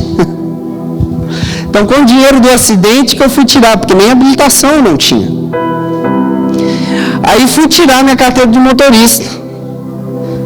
Ainda estava cheio dos apetrechos, cheio de sonda, colostomia, andando todo torto. E fui lá. E quando eu estava lá, eu aprendi o que era conversão pela aula da autoescola. Chegou um dia, o professor gostava de fazer pegadinha com os alunos, e ele chegou e falou, eu nem sei que hora que é, deixa eu ver. Tá. E aí ele chegou e falou, pegou, desenhou no quadro, desenhou uma via e uma outra via assim, e pegava o canetão e fazia, o que esse carro está fazendo? Aí todo mundo levantava a mão, aquilo era fácil. Virou à direita, não. Curva à direita, não. E todo mundo falando, e não, errado. Aí eu falei, qual é? Fala de uma vez. Ele falou assim, não, fez uma conversão à direita. Qual que é a diferença? Eu falei para ele. Aí ele falou assim, curva você faz dentro de um mesmo caminho. Quando você se converte, você abandona um caminho e segue outro. Puf, na hora, o Espírito Santo falou assim, tá vendo? É isso aí. Aprendeu? Eu falei, é verdade. Então, conversão é quando eu abandono o caminho da minha vida, dos meus planos, dos meus desejos, do meu sonho, e tomo como destino um novo e vivo caminho. Isso é conversão. Então, se eu não estava preocupado com os interesses de Jesus, eu estava fora do caminho, ou seja, desviado, dentro da igreja. E talvez alguns de vocês estejam desviados também. Procure saber o que Deus quer. E, irmãos, enfim, é um processo difícil. A minha esposa precisou sair do trabalho para começar a cuidar de mim. 19 anos de idade ela tinha quando eu me acidentei. Eu sempre falo, meu acidente, o acidente me atingiu fisicamente, ela foi emocionalmente, porque ela foi diretamente atingida também. Precisamos readaptar a nossa vida toda em função da recuperação médica, enfim, até a nossa própria casa era muito complicado. Pensa numa operação de guerra que era me tirar de casa para me levar para o médico, irmãos. A ambulância parava lá na frente, o maqueiro tinha que vir, eles me enrolavam, me embalsamavam assim, no lençol. Eu ficava todo enrolado só com a frestinha assim para poder olhar. Um pegava numa ponta, outro pegava no outro, e eles iam me dobrando com cuidadinho. Eu, ai, porque eu sentia muita dor e eu tinha que ir no médico. Então, assim, foi uma série de coisas que mexeu completamente tudo que... Eu lembro quando eu tinha recém sofrido acidente, eu perguntei para esse médico que era amigo nosso, falei assim, doutor, quanto tempo você acha assim, ainda naquela do tempo, né? Aquela ansiedade de estar bom logo. Ele falou, Eliel, você tinha planos para o próximo ano, um ano da sua vida? Eu falei, claro, todo mundo tem, então esquece. Esse próximo ano vai ser só recuperação. Lá se vão 8 anos e eu ainda estou em processo de recuperação.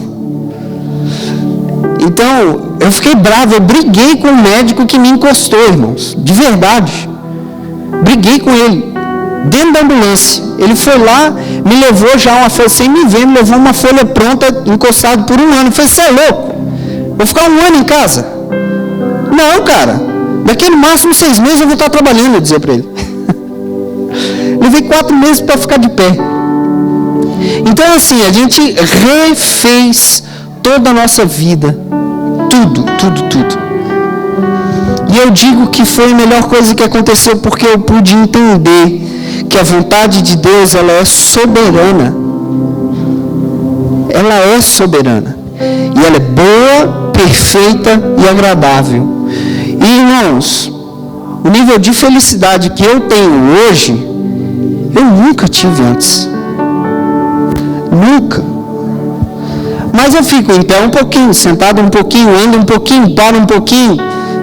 560 quilômetros, 560, ninguém lembra das propagandas da Varig. Mas enfim, você vê que está ficando velho quando as pessoas não lembram das propagandas. Né? Eu lembro. A Varig nem existe mais. Mas aí, eu não consigo fazer nada por muito tempo. Então, eu tenho que sempre mudar o que eu estou fazendo, porque eu não consigo fazer nada por muito tempo. Mas outras coisas eu não parei de fazer. Por exemplo, ainda jogo futebol. Então, eu me lembro, uma coisa que eu amava fazer, eu não consigo mais fazer, andar de bicicleta. Não consigo mais. Eu amava, eu pedalava 30 km por dia. Hoje não ando mais. Então, assim, mudou a minha vida completamente. Mas eu sou... Uma vez eu ouvi, a primeira vez que eu ouvi o Luiz Hermínio falar sobre prosperidade, foi assim que ele lançou aquele livro, Riquezas Terrenas, Tesouros Eternos, é esse o título, né? E ele fala que você ser próspero não é você ter tudo, mas é você não sentir falta de nada. Você ser uma pessoa próspera não é você ter tudo, mas é você não sentir falta de nada. E aquilo que a irmã falou aqui no começo é verdade, a gente está sempre buscando mais e mais e mais. Por quê? Porque a sanguessuga tem 2 filhas, irmão. Uma é dar e a outra também é dar. Então, você vai sempre buscar mais. Uma vez eu vi uma entrevista, ele jogava aqui no Internacional, Leandro Damião. E eu vi ele na entrevista, assim, num programa de esportes. Eles foram entrevistar ele, e a primeira coisa que chamou a atenção do repórter é que no estacionamento do Internacional só tinha carrão, como de qualquer clube de futebol de elite. E ele estava com um Sandero Stepway. Não menosprezando, mas o cara ganhava muito dinheiro. E ele estava com um carro do ano, mas um carro popular. E aí o repórter falou para ele assim, você não fica com inveja não, brincando, alguma coisa assim? Ele falou assim, se eu troco de carro hoje, por causa disso, se eles trocam de carro amanhã, depois de amanhã eu estou trocando de carro de novo. Esse carro me serve, com ele que eu vou ficar. Entende?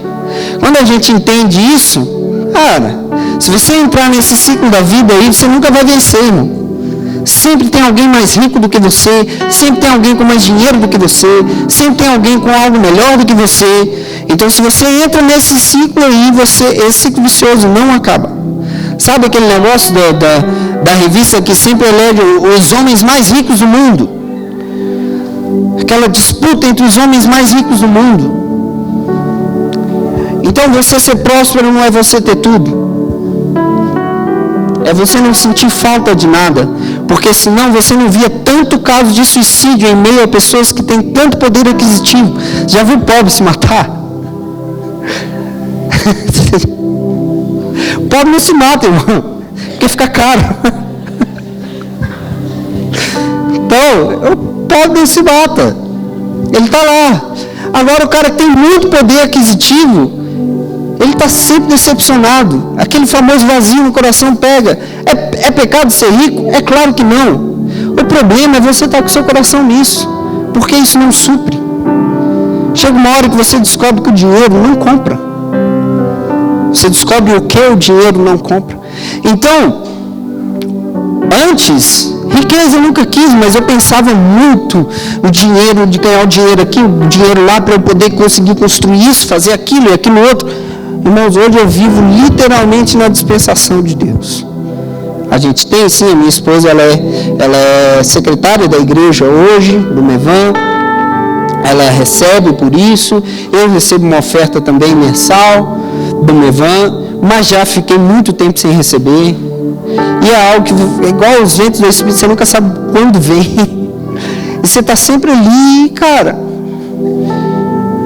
Eu digo que naquele período de acidente ali, que a gente ficou sem receber um centavo, foi o período que eu comi melhor. Todo dia chegava alguém lá em casa, vamos pedir hoje uma pizza, vamos fazer isso, vamos fazer aquilo. Comia bem todos os dias, não me faltava nada. Eu saí de casa, estava um monte de coisa por fazer, porque eu ia fazer. Quando eu cheguei em casa, estava tudo feito. Compraram móvel que eu não tinha, compraram ar-condicionado que eu não tinha, pessoas abençoando. Tem uma casa que eu não tinha condição de comprar. Já tive 3 carros, nenhum dos 3 eu tinha condição de comprar. Então, assim, irmãos, quando eu entendi aonde que eu tinha que estar e o que eu tinha que fazer, e que isso me custaria tudo, a minha vida começou a andar. Aí eu entendi, eu comecei a ver as coisas desenvolvendo. Comecei a ver as coisas desenvolvendo. Eu fui em 2012 em Belo Horizonte, de novo. Não, minto. 2013. Eu fui em Belo Horizonte, janeiro de 2013. Primeira vez depois que sofri acidente. Eu preguei lá na igreja que eu cresci. Eu não era problemático, mas eu também não era fácil. Então, assim, meio lá, meio cá, sabe? Eu não era aquele aluno que a professora odiava, mas também nenhuma professora gostava de mim. E quando eu fui lá e preguei, as pessoas olhavam assim, uau, o que aconteceu com você? E eu lembro, muita falta de sensibilidade, é verdade, mas eu lembro que quando eu cheguei lá, eles estavam cantando, eu vou viver uma virada em minha vida, eu creio. Quem lembra dessa música? Tocaram e passaram a palavra para mim. Eu falei, vocês têm certeza? Vocês querem viver a virada mesmo? Olha que vocês não sabem o que isso implica. Então cuidado no que vocês estão cantando. E a verdade, irmãos, a minha vida hoje, a minha forma de pensar, a minha forma de agir, a minha forma de viver. A Alice, esposa do Léo, que ela brinca, né? A Bel veio para amaciar o Eliel, que era bem saraiva, e o que ela não terminou de amaciar, veio a carreta e amaciou o resto. Então, assim, por quê? Porque eu comecei a entender as coisas, irmãos. Eu sempre fui observador, mas eu passei a observar melhor ainda. Eu comecei a procurar, falei, por que eu estou fazendo o que eu estou fazendo? Um dia eu perguntei para Deus, quando nós éramos líderes de adolescentes, nós fomos, por um ano, nós somos pastores responsáveis pelos jovens e pelos adolescentes ali no Mevan. Foi um ano que a gente não viveu. Você pergunta qualquer coisa que aconteceu naquele ano de 2000, entre 2016 e 2017, eu disse, não sei. Não sei o que aconteceu, quem viveu, quem morreu, quem ganhou, quem perdeu, porque a gente não tinha tempo para nada. Mas um dia eu precisava ensinar para os adolescentes sobre o plano de Deus. E eu orei e perguntei, Deus, como que eu vou fazer? E aí Deus me deu a visão de um quebra-cabeça. Eu raramente tenho visões, mas aquele dia eu tive uma visão de um quebra-cabeça. E o quebra-cabeça estava muitas peças pequenininhas e o quebra-cabeça estava todo montado, exceto com uma peça bem no meio. E aí Deus falou assim, tá vendo? Essa peça que está faltando no meio, a peça que estava faltando no meio estava do lado de fora, assim. Aí ele falou, tá vendo essa peça que está faltando no meio? Essa é você. O meu plano para a sua vida é te encaixar no seu devido lugar. Você já tentou montar quebra-cabeça, você pega a peça, tenta encaixar ela em outro lugar, ela não vai. Ou o desenho fica errado ou a peça não encaixa. Esse é o plano de Deus. Ele tem um plano, ele tem um quebra-cabeça, ele precisa encaixar eu, encaixar você, encaixar o pastor Sérgio, no devido lugar. Aonde a sua funcionalidade, como o Rodolfo diz naquela música que eu gosto bastante, eu quero ser essa peça que funciona. Então, quando eu entendi isso, a vida começou a desenvolver. Custou caro, irmãos. Um dia o Luiz Hermínio, eu estava sentado conversando com ele, ele falou assim, Léo, o que você quer? Eu era pastor dos jovens na época, ele falou, o que você quer com os jovens? Qual é o seu sonho? Aí eu falei com ele, o meu sonho é que uma carreta não precise passar por cima dele para ele identificar que a vontade de Deus precisa ser relevante, ela precisa ter primazia. Então, o meu trabalho sempre foi esse. Cara, você não precisa passar por uma coisa específica para poder identificar. Mas se passar, lembra que Paulo fala sobre carta viva? Lembra? Cara, Agostinho falava assim, prega o evangelho, se necessário, abre a boca. Então, o que você passou, o que eu passei, o que cada um passou, todo mundo tem sua história, irmãos. Isso é uma coisa que eu aprendi também lidando com adolescente, é de não menosprezar o problema de ninguém. Problema é uma situação que você não consegue resolver. E ponto, e acabou. Por quê? Porque um dia a gente liderava jovens e adolescentes junto. Aí um dia um jovem chegou para mim e estava desesperado porque ele não tinha dinheiro mais para poder pagar a casa. Ele perdeu o emprego e com isso ele não teria dinheiro para poder pagar o aluguel da casa e a prestação do carro. Ele era natural aqui do Rio Grande do Sul e morava lá em Itajaí sozinho. E era uma situação complicada porque a gente estava numa época muito difícil de emprego lá. E ele falava, cara, ora por mim porque eu não sei o que fazer. Meus pais não têm condição de me ajudar. Um problema, certo? Certo. No dia seguinte, uma menina dos adolescentes estava chorando. Copiosamente. Por quê? Porque o menino que ela gostava estava sentado do lado da pior inimiga dela. E pior, ele estava conversando com ela. E aí, irmãos? Se eu olho para aquela menina e falo assim, ó, vai criar vergonha na cara? Tanta gente passando problema e você está preocupado com isso? Era o problema dela. Cada um com seus problemas. O que era problema para ela não era problema para o rapaz. Mas ela não tinha problema nenhum com prestação de carro e de casa. Cada um com seu problema. Se eu menosprezo o problema dela ali, o que ela faz? Ele não me entende. E aí ela não se abre mais. Então, irmãos, cada um de nós passa por uma situação específica, isso é fato. Deus permite, ou o próprio Deus impulsiona para acontecer. A questão é, não o porquê, mas o para quê. Porque o porquê te leva a murmurar, o para quê te leva a descobrir a vontade de Deus. O plano de Deus para aquilo.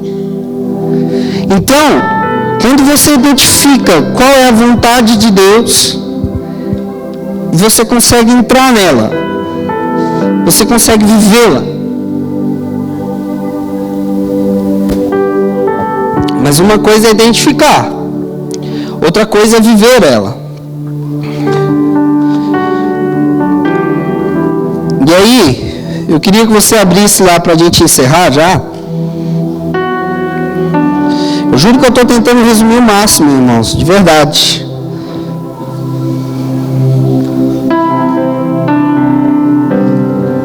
Em Filipenses, capítulo 2,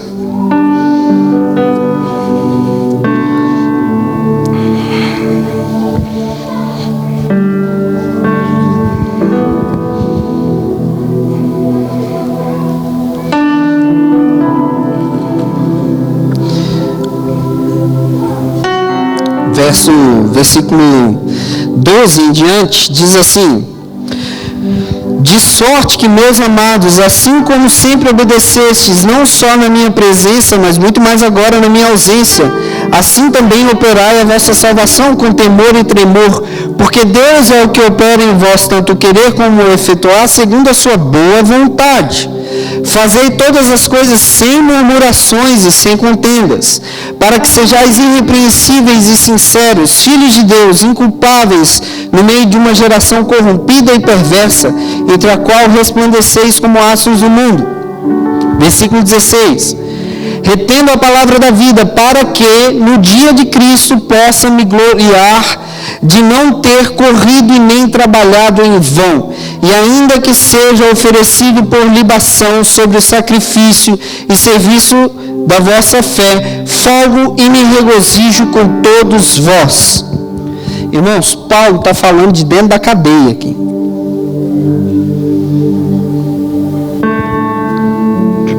Ele está escrevendo para uma igreja que ele tinha muita intimidade, que é a igreja de Filipe.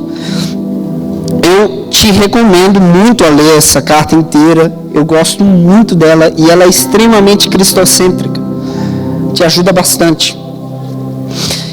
Paulo está escrevendo de dentro da cadeia, preso em perseguição ao Evangelho. Ninguém tem vida fácil na cadeia, irmãos. Então, vida fácil ele também não tinha. Com certeza sofria muito. Porém, ele sabia que estava no centro da vontade de Deus. E o que ele está falando? É uma carta muito alegre. Ele está falando ali, olha, não murmurem. O cara estava dentro da cadeia falando para pessoas que estavam livres, vivendo numa cidade muito rica e próspera, uma igreja que funcionava muito bem, e ele falava, não murmurem, porque é Deus que faz segundo a vontade dele. E aí Paulo ainda diz, ainda que eu seja oferecido por libação como sacrifício, ou seja, o que ele está falando aqui? Olha, ainda que eu esteja sofrendo pra caramba, ainda que eu esteja me sacrificando, que eu esteja entregando a minha vida, que eu esteja morrendo aos poucos por causa de vocês, eu estou feliz.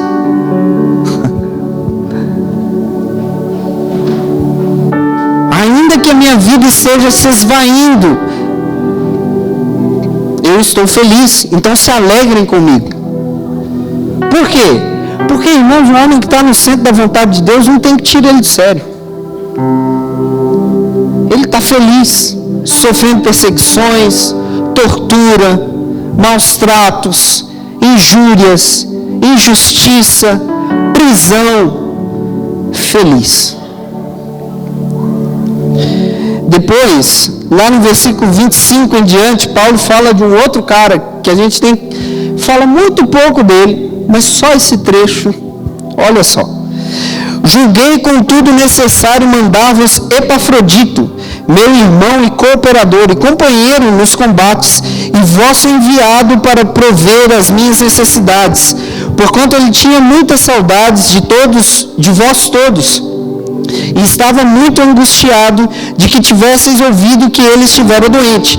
E de fato, esteve doente quase à morte. Mas Deus se apiedou dele, e não somente dele, mas também de mim, para que eu não tivesse mais tristezas. Por isso, vou-lo enviei mais depressa, para que vendo outra vez vos regozijeis e tenha menos tristeza. Recebei-o, pois, no Senhor com todo o gozo, e tende-o em honra, porque pela obra de Cristo chegou até bem próximo da morte, não fazendo caso da sua própria vida, para suprir comigo a falta do vosso serviço. Então o que Paulo está falando? Recebe ele aí. Porque esse cara quase morreu por causa da obra de Cristo. Paulo está falando ali, esse cara não teve a vida dele por preciosa. Ele não teve a vida dele como valiosa. Não, ele foi cumprir a missão que foi dada a ele. Ele quase morreu, ele adoeceu e quase morreu. Então, irmãos, quando você entende que a vontade de Deus, ela não te custa parte, ela não te custa algo, mas ela te custa tudo, você não coloca nada na frente. Nada. Ah, mas e se eu fizer? Ah, mas aquilo ali vai acontecer se eu fizer isso. É a vontade de Deus? É. Então pronto. Acabou. Ah, mas se eu fizer... Por exemplo, as pessoas me diziam... Quando eu pedi a conta, né, eu fiquei encostado por um tempo e depois eu entendi que eu precisava ficar integral no ministério e pedir a conta. A única renda que eu tinha era o auxílio-doença. E quando eu pedi a conta, eu cancelei o auxílio-doença. E as pessoas olharam para mim e falaram assim, cara, você é louco? Você vai viver de quê? Eu falei, cara, é a vontade de Deus. Eu nunca vi um justo mendigar o pão. As coisas vão acontecer. Como vai ser? Eu não sei. Eu já tinha uma casa que eu não tive condição de comprar, que Deus abençoou. Eu tinha um carro que um dia um cara chegou para mim e falou assim, olha, eu estou indo embora e, enfim, se for para vender meu carro, eu prefiro vender para você. Eu falei, mas eu não tenho dinheiro. Tá bom, fica com o carro, um dia você me paga. Anos depois ele veio e falou, lembra aquele carro? Eu falei, lembro, não precisa me pagar mais não. Então, eu vivia, comia, bebia do que Deus provia. Eu não coloquei nada como empecilho para cumprir a vontade de Deus, irmãos. E se você coloca alguma coisa pareado, significa que você não considera Deus supremo. Você não considera Deus Senhor. Você não considera Deus Deus. Ah, mas o que você está querendo dizer? Eu estou querendo dizer que a vontade de Deus, ela é soberana a tudo.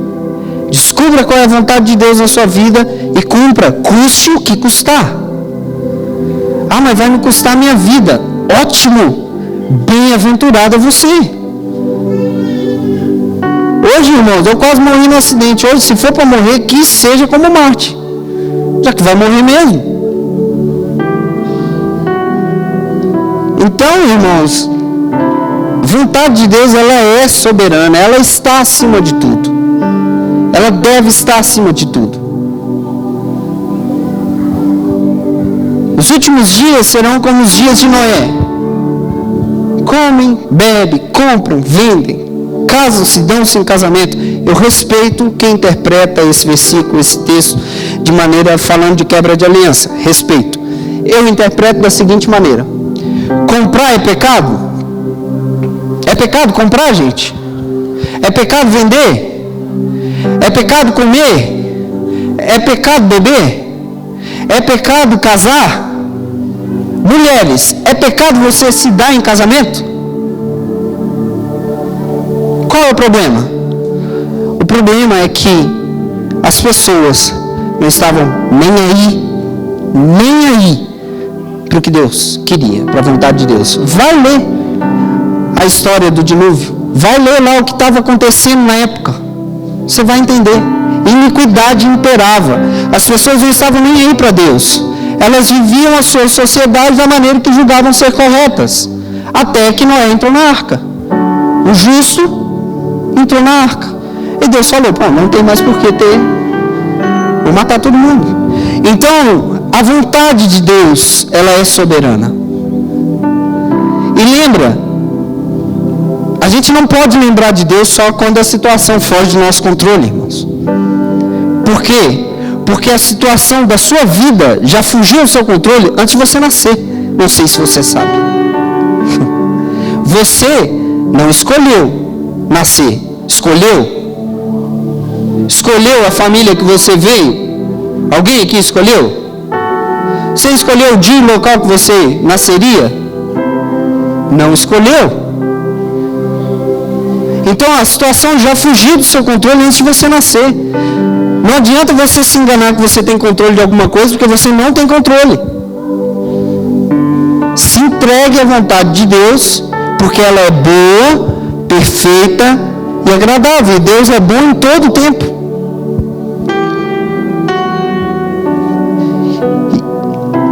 Irmãos, de verdade, eu posso dizer com conhecimento de causa, vale a pena.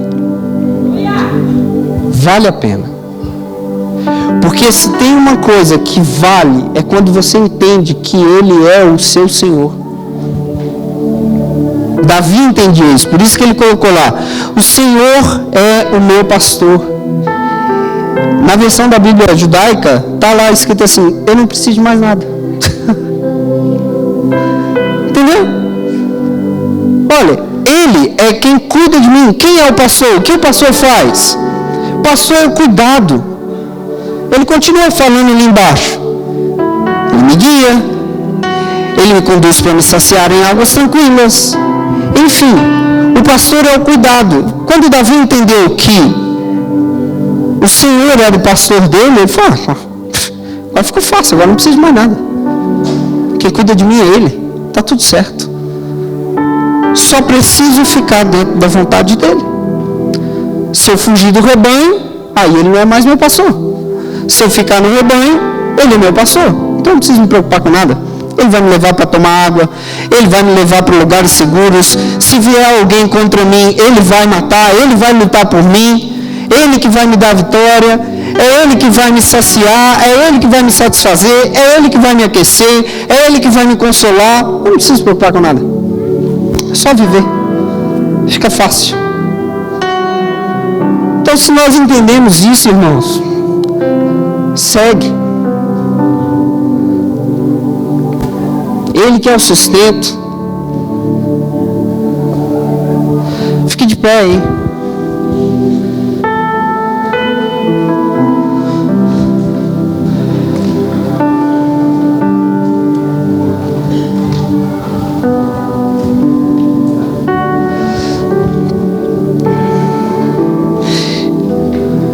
Eu lembro que um dia eu estava no hospital.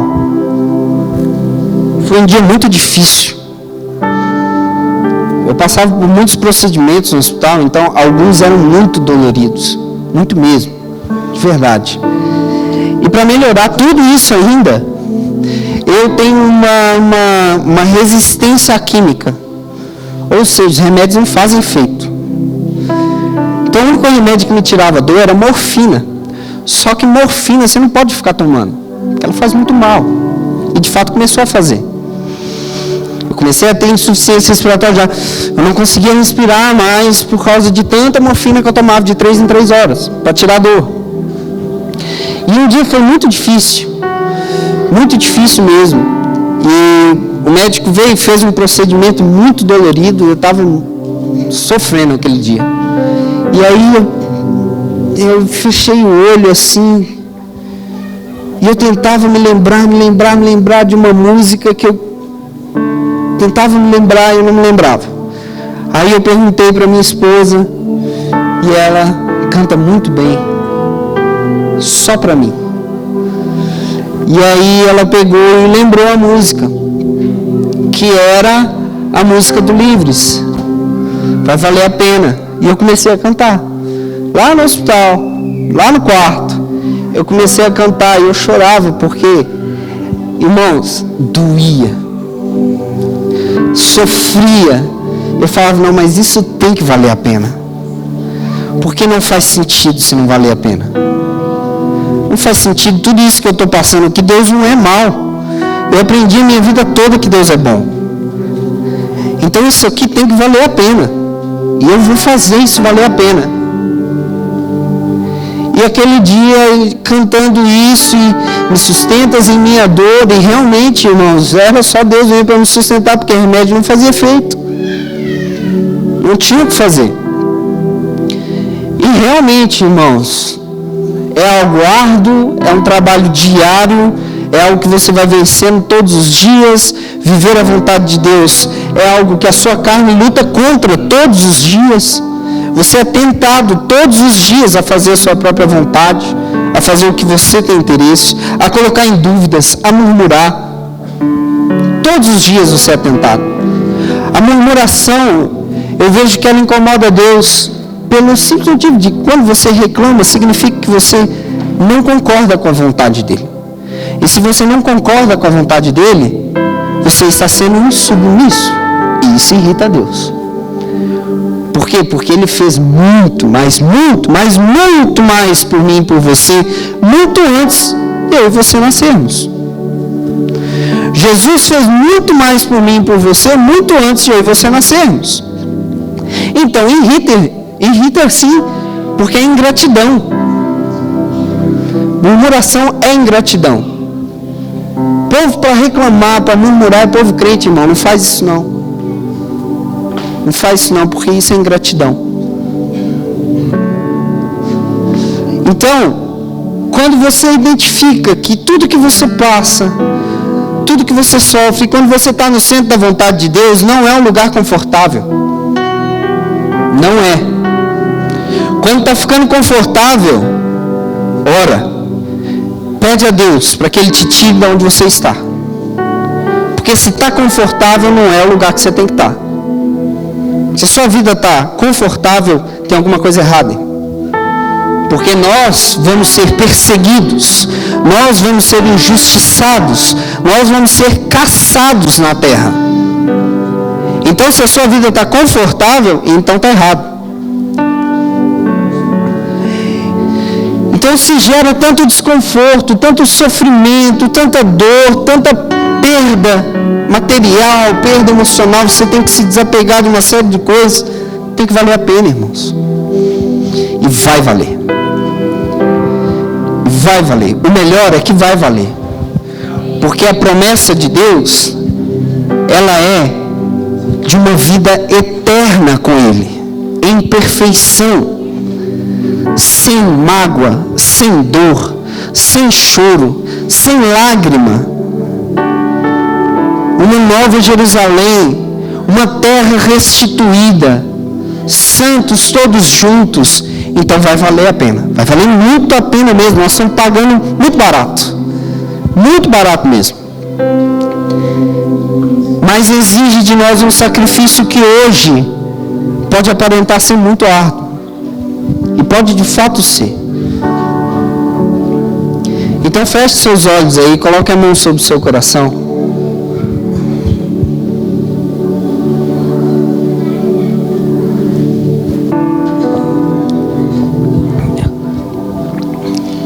E ore aí a Deus.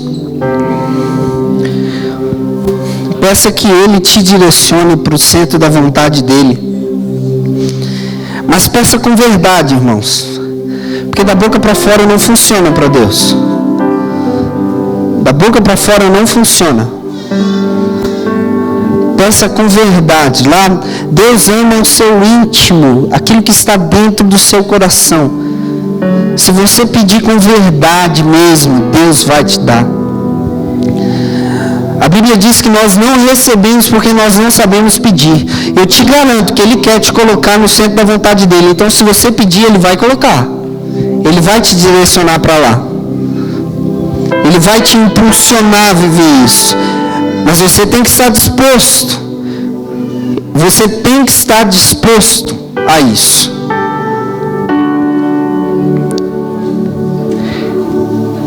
Arranca, Senhor, arranca cada pessoa que está em sua zona de conforto. Cada homem, cada mulher, cada jovem, cada adolescente. Arranca, Senhor, da zona de conforto. Conduz para o centro da sua vontade.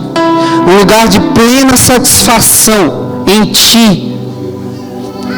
Faz, Senhor, com que cada um aqui enxergue e tenha um direcionamento correto para viver o que o Senhor quer que ele viva. Custe o que custasse. Dê intrepidez a esses homens, a essas mulheres, a esses jovens aqui, Senhor. Dê ousadia, dê coragem. Dê coragem para viver para Ti. Dê coragem, Senhor, para entregar a sua vida a Ti. Verdadeiramente, para entregar o controle da sua vida. Por favor, Senhor, que cada jovem que esteja aqui não faça os seus planos pensando no que esse mundo conduz ser bom, diz ser bom. Mas que cada jovem que aqui esteja entenda que o plano que ele deve seguir é o Teu plano. Que a vontade que tem que ser seguida é a Tua vontade. Que todo todos os planos da vida de cada jovem aqui seja pautado pelos desejos do seu coração para eles. Por favor, Senhor, cada homem, cada mulher, conduza-nos em justiça para o centro da Tua vontade, para que eles vivam de acordo com o Teu propósito eterno, Senhor. Dê a eles uma dose a mais de ousadia e dê a eles, Senhor, mostre a eles um amor que eles ainda não experimentaram, para que o medo saia, para que todo engano de Satanás saia. Todo engano de Satanás que coloca medo em nossos corações de viver a Tua vontade, caia por terra hoje em nome de Jesus. Que todos que aqui estão sejam conduzidos em amor para o centro da Tua vontade, tendo por preciosa a Tua vida e não a sua própria vida, tendo por preciosos os Teus planos, os Teus desejos, e não os nossos planos e os nossos desejos, Senhor. Por favor, Deus, que os nossos filhos possam ver em nós homens e mulheres íntegros que vivem a vontade de Deus, que esse possa ser o nosso legado para os novos dessa geração e para a próxima geração. Homens e mulheres que vivem, que cumprem os desígnios do coração do Senhor. Aquilo que o Senhor nos orienta, custe o que custar, vá onde tem que ir, faça o que tiver que fazer. Que nós nunca caiamos no erro de colocar qualquer coisa acima da Tua vontade, Senhor. A Tua vontade, ela é soberana hoje e sempre. A Tua vontade, ela é soberana, Senhor. Eu agradeço pela vida de cada um que está aqui e peço que essa mensagem entre, Senhor, e permaneça na mente de cada um deles, no coração de cada um deles, e que no tempo oportuno o Senhor os relembre de cada uma das palavras que eles ouviram hoje, para serem conduzidos mediante a Tua palavra, mediante as verdades que foram faladas, ao centro da Tua vontade, em nome de Jesus. Amém. Amém e amém. Obrigado, gente. Deus abençoe. Foi um prazer estar aqui mais uma vez.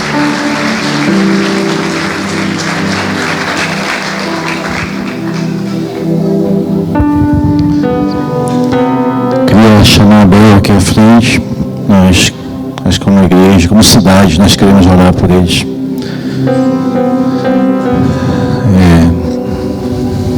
O testemunho dela é tão forte quanto o dele.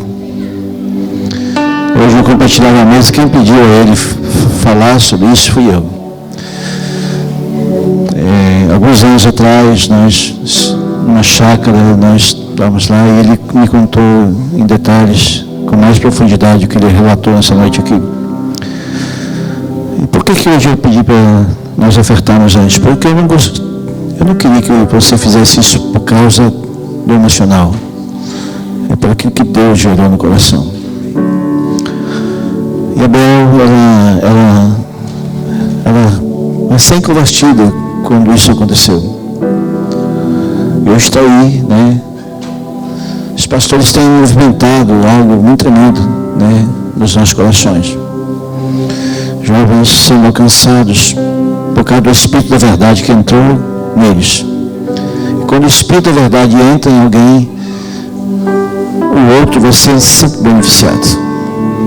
E hoje nós fomos nós. Estenda a tua mão. Abençoe. Pai, nós declaramos um ministério próspero, Deus. Nós como cidade aqui, nos abençoamos, Deus. Eu não vou pedir para o Senhor guardar, porque o Senhor já tem guardado, Pai, desde sempre. Pai, em nome de Jesus, Senhor, surpreenda eles, Pai. Surpreenda, Deus, dos recursos, Deus, para as cirurgias, Pai. Levanta, Deus, homens generosos, Senhor, que tem o coração, Deus, de fazer, Senhor, que eles possam desfrutar, como agora, 8 anos depois, Senhor, a viagem que eles queriam fazer, Senhor, naquele período. Pai, em nome de Jesus, Deus, esse é o refrigério do Senhor sobre a vida desse casal, Pai. Nós como cidade abençoamos, Deus. E profetizamos, Senhor, que muitos serão alcançados por causa da palavra da verdade, Senhor. Muito obrigado, Senhor. Amém. Amém, irmãos. Glória a Deus. Muito amém, amém, irmãos. Nós vemos jovens trazendo para nós instruções claras, né? Qual é a forma do Senhor medir? O Senhor tem outra forma de medir. E nós só precisamos entender a parada. Amém? Só precisamos entender. Os homens medem de maneira métrica, mas Deus mede pelo coração. Amém? Deus mede pelo coração. Meia-noite tem orações de mulheres aqui. Quarta-feira um outro culto sobrenatural, certamente. E assim por diante. Nós temos muitas oportunidades. Essa semana começa a escola de discípulos. O modo de ser igreja, se você ainda tem o desejo de fazer, converse com o pastor Carlos, vai estar ali na banca de atendimento, ali na saída. Né? Se eu não me engano, falta uma pessoa para completar a turma. Eu acho que é você. Não sei quem é, mas... Amém. Que Deus te abençoe e te guarde. Levanta as mãos para o céu, vamos agradecer ao Senhor. Pai, em nome de Jesus, as nossas mãos que se erguem, Deus. Olha, Deus, pela vida da Marina, Senhor. Nossas mãos que se erguem também, olha, Deus, pela vida do Luiz Freire, Senhor. As nossas mãos que se erguem, ora, Deus, para que todos que estão, Deus, atribulados, Senhor. Pai, em nome de Jesus, Deus, nós oramos, Pai, pela vida dos Jefferson, Deus, alcança agora, Pai. Pai, em nome de Jesus, Deus. Nossas mãos que erguem, Pai, oram para que nós venhamos em segurança voltar para os nossos lares, guardados pelo Espírito da verdade. Amém. Que o Senhor te leve em graça. Passe na cantina missionária. Hoje tem uma noite fria, tem caldo de feijão. Olha o negócio doido que tem aqui. É um mistério, amém? Você pode passar ali, vai estar abençoando a missão. O que mais que nós temos de recado?